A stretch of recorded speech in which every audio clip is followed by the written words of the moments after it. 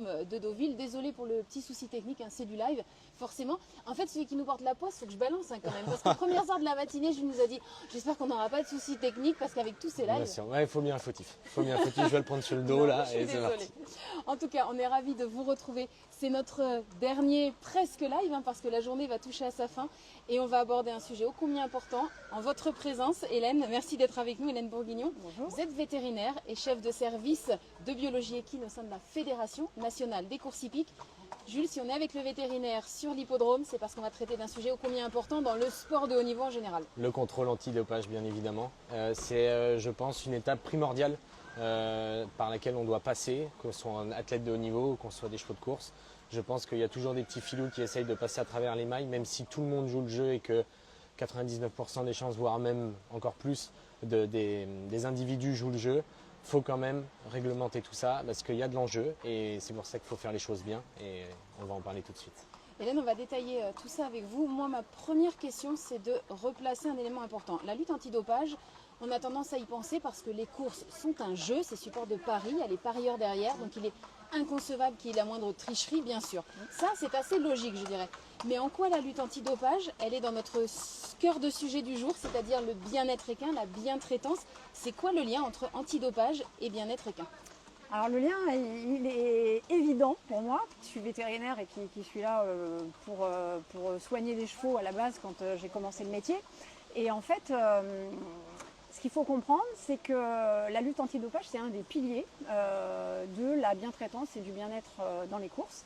Parce que nous, ce qu'on veut, c'est que les courses, elles se passent sur des chevaux qui sont en bonne santé et qui ne vont pas courir sous l'influence de certaines substances. Nous, on a envie que les courses aient lieu avec des chevaux qui sont en pleine capacité, mais naturels, et qui ne sont pas aidés par des traitements quelconques. Et surtout, les chevaux, c'est des athlètes, comme vous l'avez vu, je pense, tout au long de la journée. Ils peuvent se blesser, ils peuvent avoir besoin de traitement, c'est tout à fait normal, même on doit les soigner. Ce qu'on veut absolument, c'est qu'on soit sûr qu'ils aient bien éliminé les traitements qu'ils auraient éventuellement reçus le jour de la compétition, parce que ce qu'on veut, c'est des chevaux en bonne santé sur les hippodromes. Donc pour ça, on fait un contrôle antidopage très poussé, parce que vous allez voir que en fait, toutes les courses sont contrôlées quasiment. On est à 97,7% des courses contrôlées en France, parce qu'on s'assure que tous les chevaux ne recèlent aucune substance prohibée dans leur organisme au moment de courir. Voilà.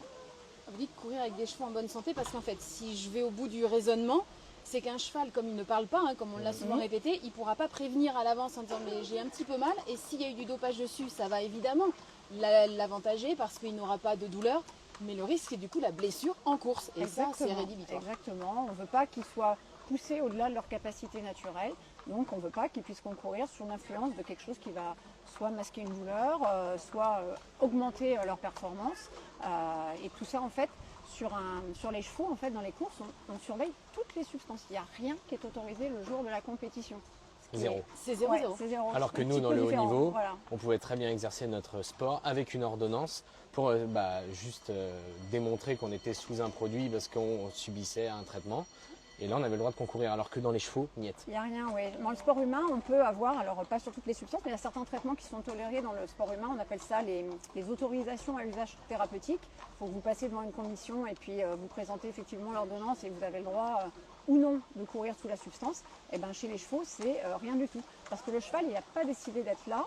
C'est nous qui le faisons courir et qui décidons de l'engager dans une course.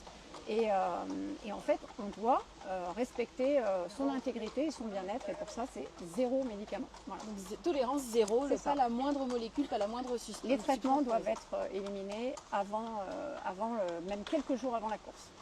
Alors Hélène, nous, cette édition de la journée RSNK, elle a pour but surtout de mettre en avant toutes les évolutions qui ont eu lieu là dans les 12 derniers mois pratiquement. Il y a eu pas mal d'évolutions en matière, encore une fois, de lutte antidopage. Oui, ce qu'il faut comprendre, c'est que dans les courses, on a un plan de contrôle qui est réévalué tous les ans et qui permet de s'adapter aux pratiques, parce qu'évidemment, les pratiques, elles évoluent.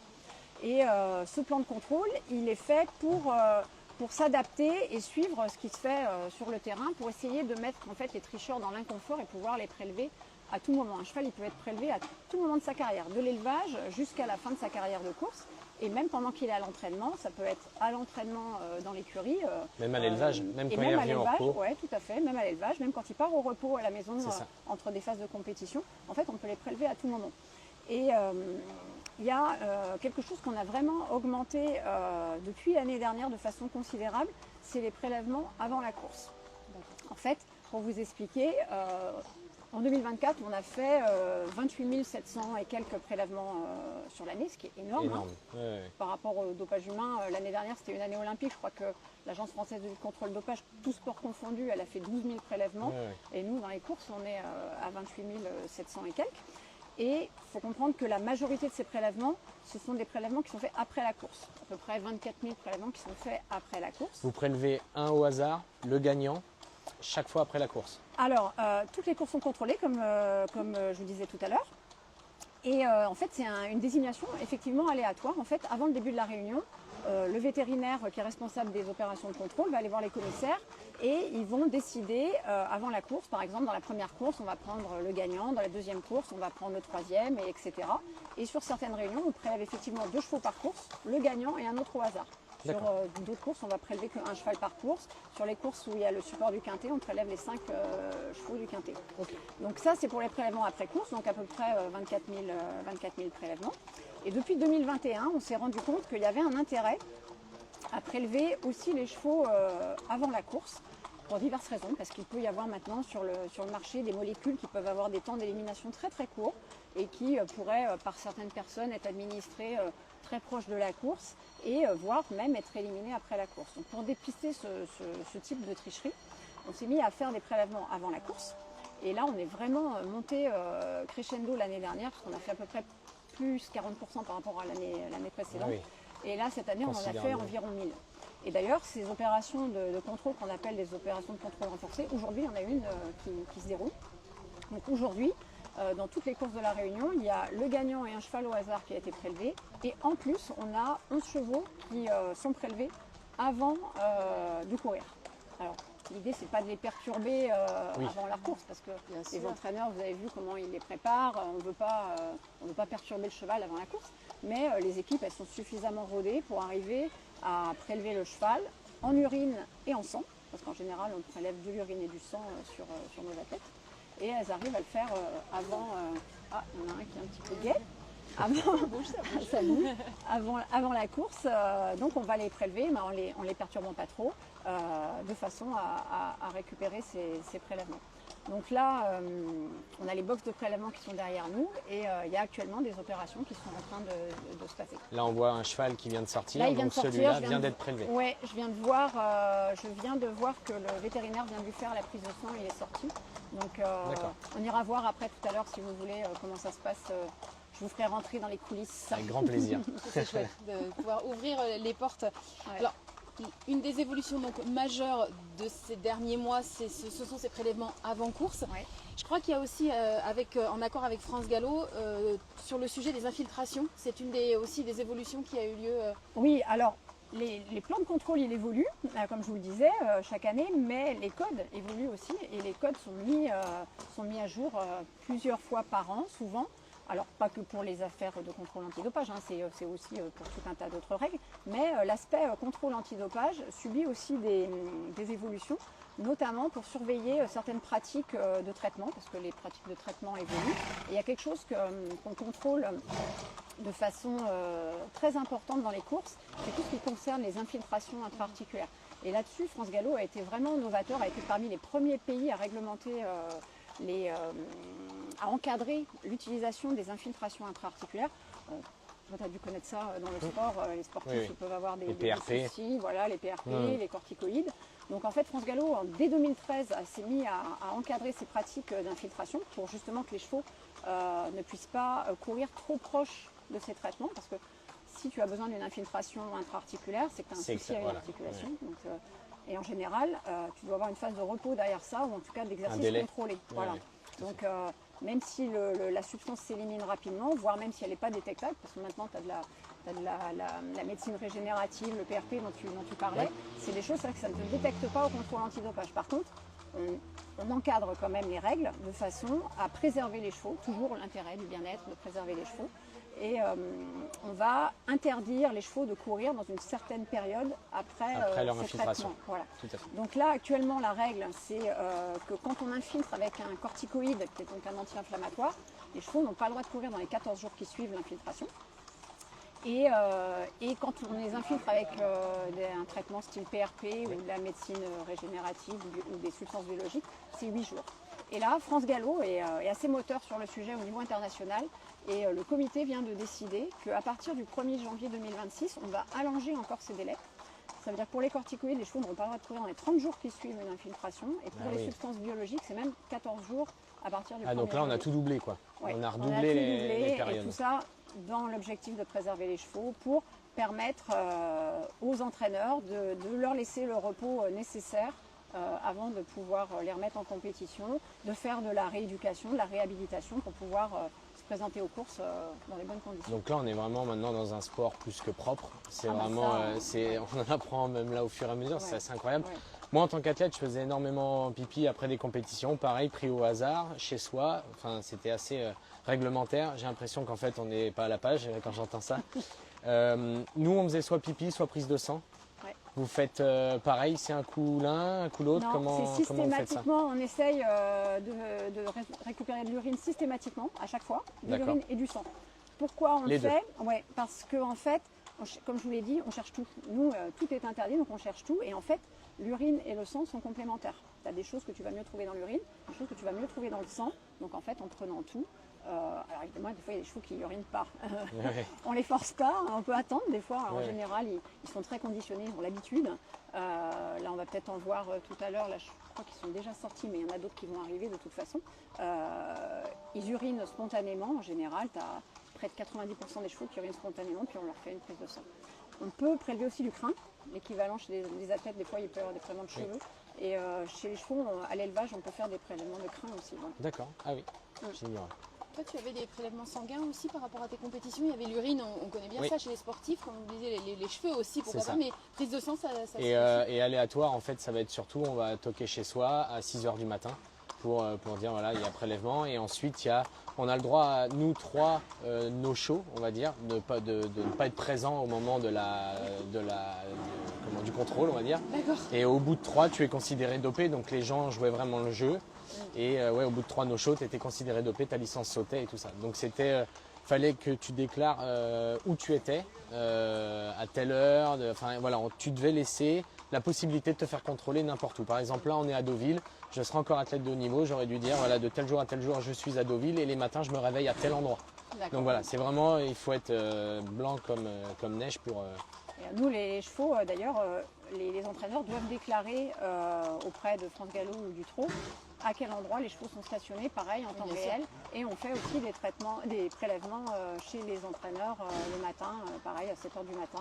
Mais le no-show, comme il disait, 3 mots d'excuses entre guillemets, ça n'existe pas chez les chevaux. Ils doivent être présents. Il y a des amendes sinon, dès que les chevaux ne sont pas présents. Les chevaux sont suspendus dès qu'ils ne sont pas présents, qu'on doit les prélever. Et c'était plus des no-shows, dire c'est 3 chances parce qu'il peut y arriver quelque chose. On peut être problème familial, enfin voilà. Mais en règle générale, les gens sont là, jouent le jeu et c'est quand même très carré. J'imagine, Hélène, que parce que là on parle donc des contrôles, prélèvements, mais l'idée c'est d'essayer d'avoir toujours une longueur d'avance sur les éventuels dopeurs. Donc il y a tout un département recherche, j'imagine.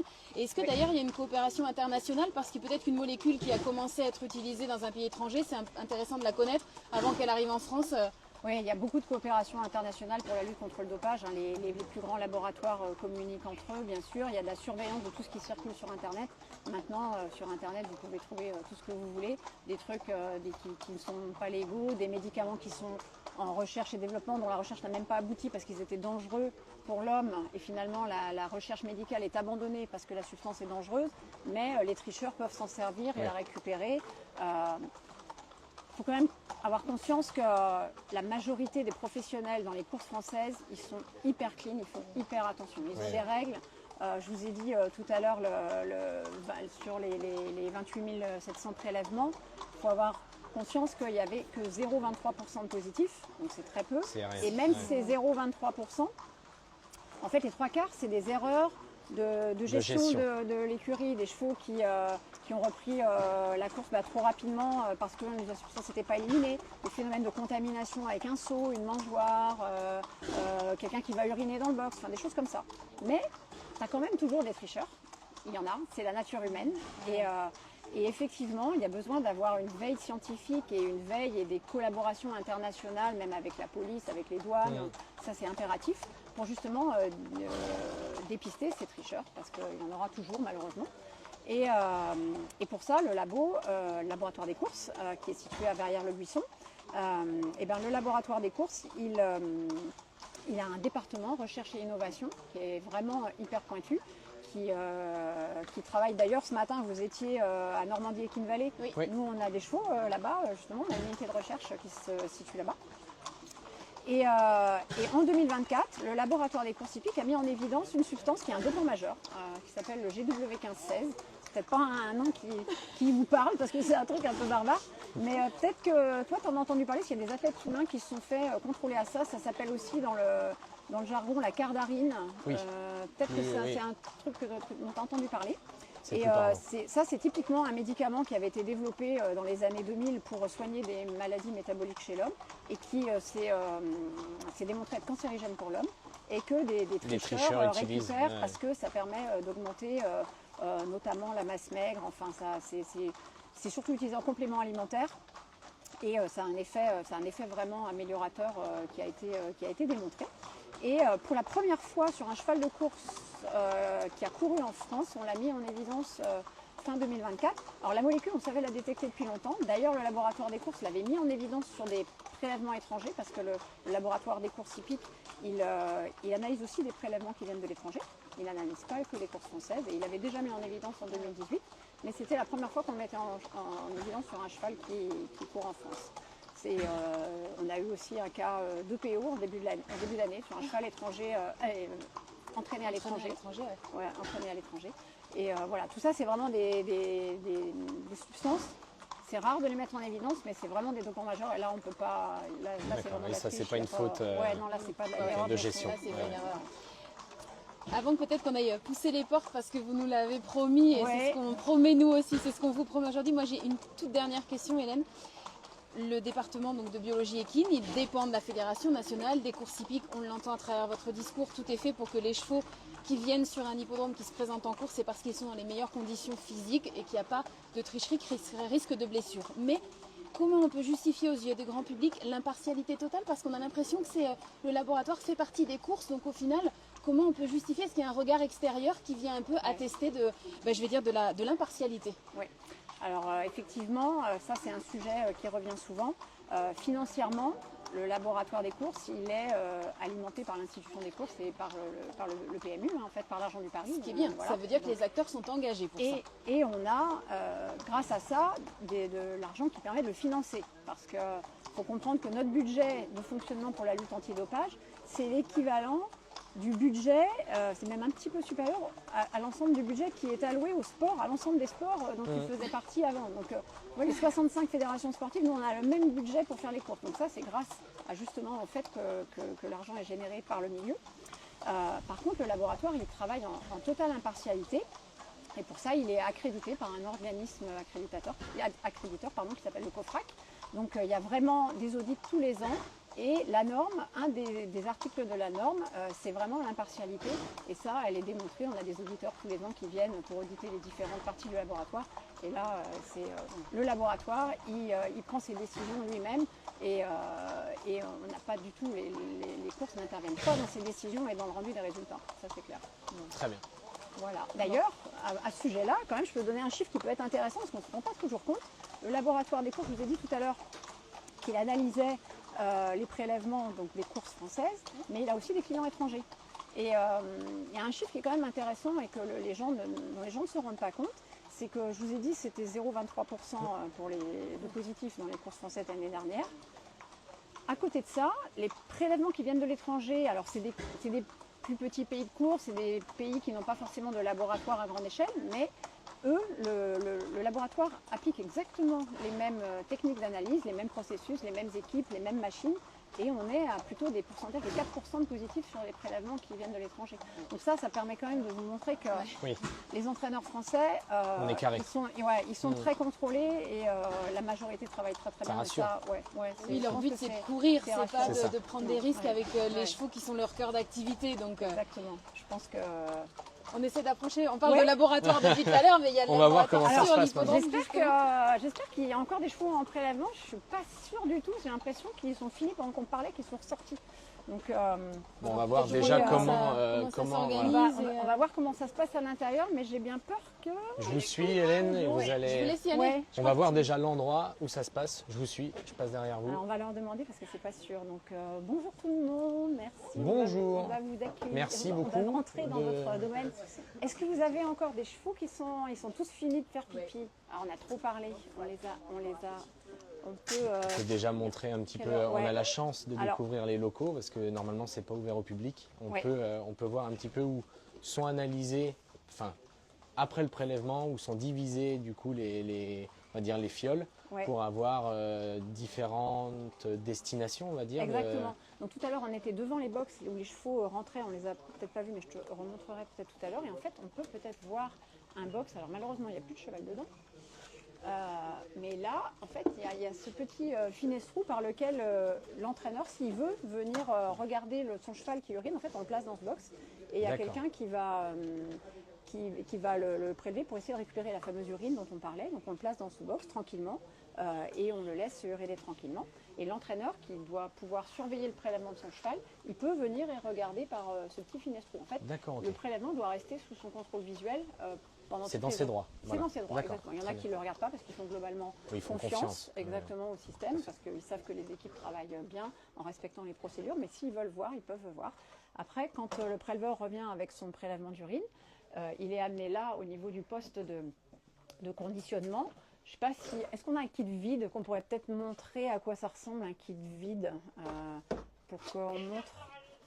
Voilà. Alors, hop, ça par exemple, un kit, ça se présente comme ça. Il y a 3 flacons, donc l'urine elle va être répartie dans deux flacons. On va enlever ça, hop là.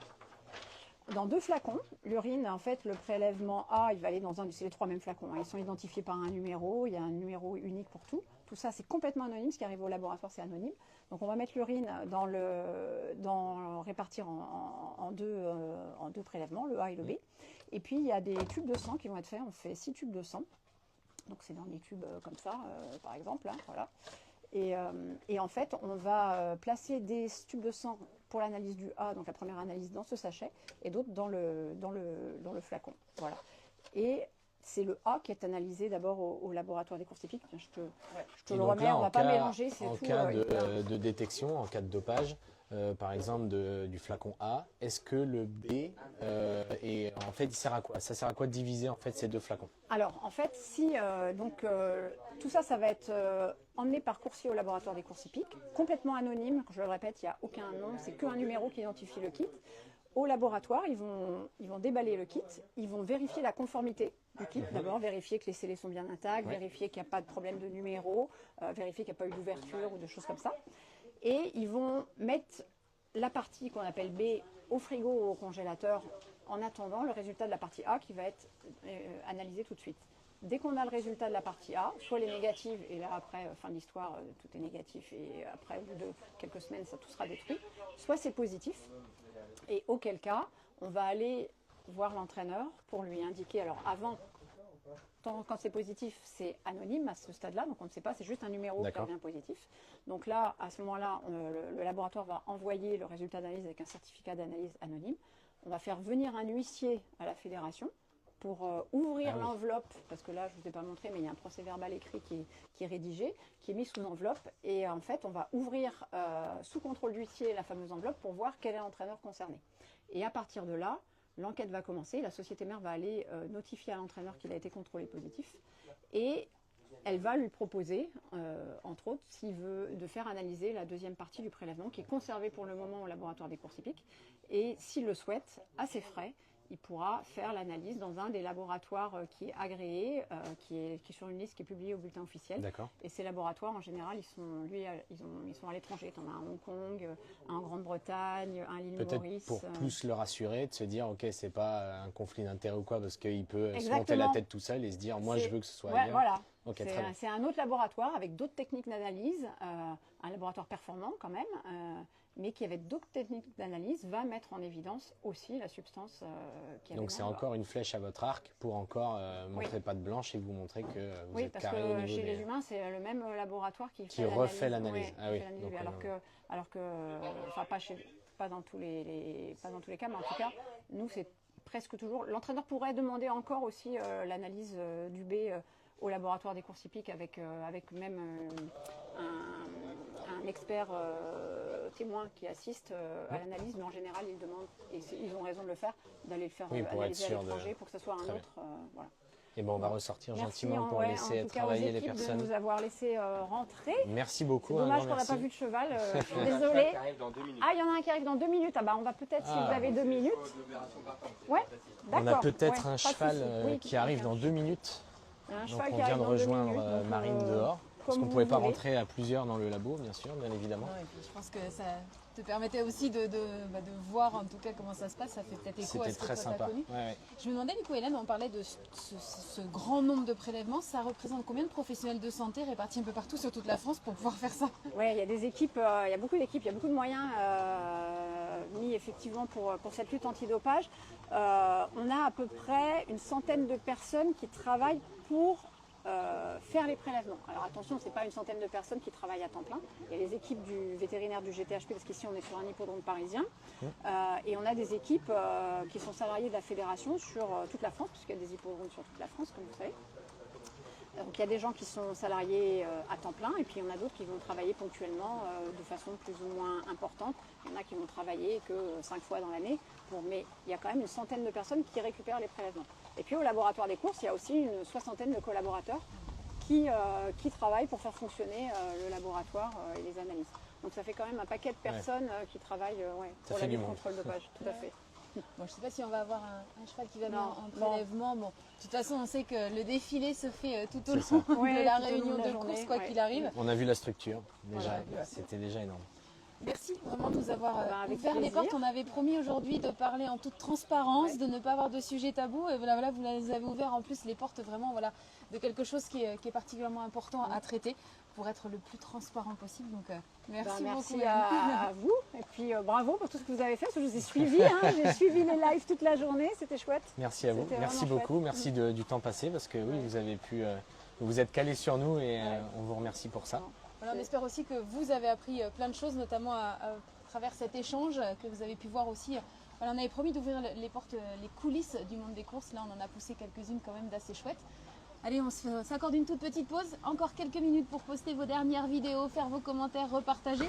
Et on se retrouve dans quelques minutes. À tout à l'heure. Pour le clap de fin. À tout de suite.